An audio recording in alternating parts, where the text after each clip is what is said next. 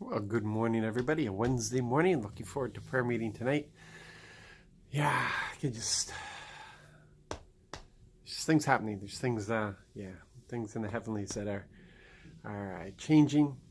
We've been through some battles recently. I think the enemy scheme has been revealed to us, and we're taking our ground. We're standing. We're not letting go, are we?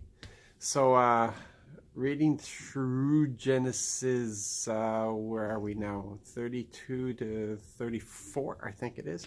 32 to 34. And in the first chapter we read this morning, we see Jacob. Jacob really he's got this desperate prayer that he's praying because he's about to meet his brother. The word tells us that he's full of fear, and rightfully so, because he's done his brother wrong. But it's been a long time. It's been 20 years. But we have this tendency to freeze people in time. And we freeze them during the last time we saw them, the last encounter we had. We don't expect there to be any growth, any maturity, anything that comes in. So we expect to find them in the same condition that we left them off at.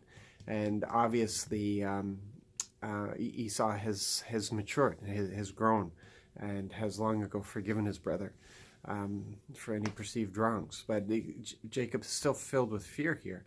So he prays. It's a desperate prayer, but we have this limitation with the word, in that we only get to judge these people in the Bible by a few words.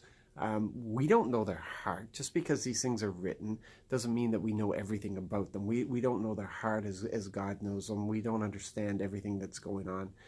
We only know what's given to us.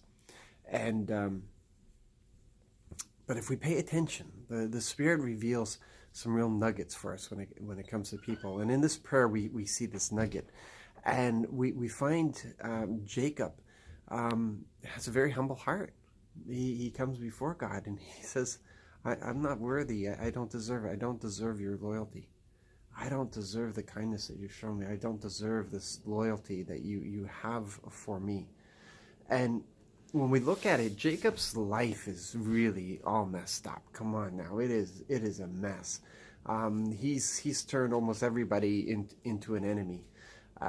He's deceived, he's lied, he's gone on, he's surrounded by people that aren't the most stellar.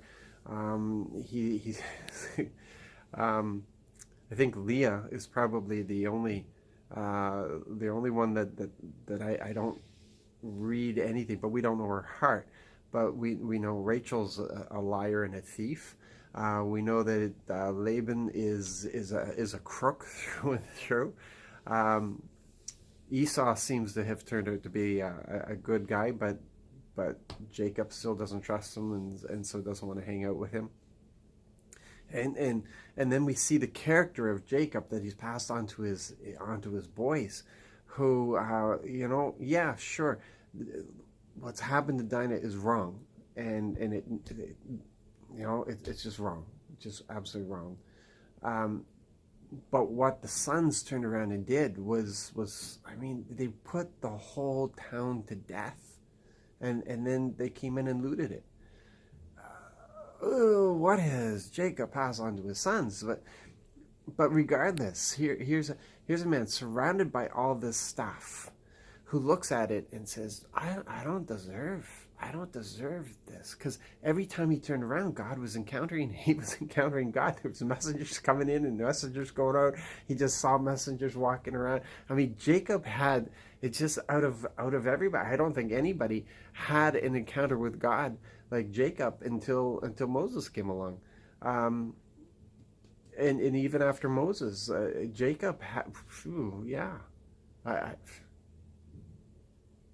It's just amazing. He had these eyes to see. God gave him these eyes to see what we today don't even see, although we are possessed by the Holy Spirit, and he didn't have that.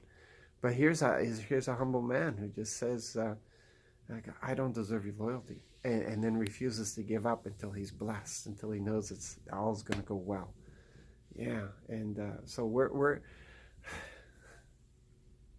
Jacob was coming to realize that God isn't afraid of his messes, that God's promises are not going to be ruined because of Jacob's messes. And that would be a really good lesson for us to bring into our own lives.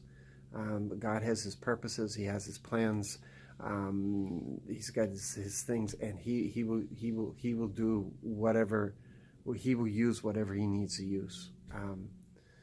So yeah, there's bad choices, there's good choices, better choices, there's best choices, but God is going to use it all.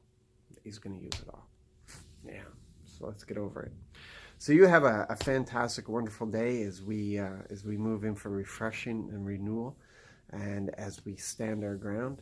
And yeah, just keep Bridget in your prayers, keep Karen in your prayers, and Barbara, she's recovering from her illnesses as well. And we're looking forward tonight. God bless.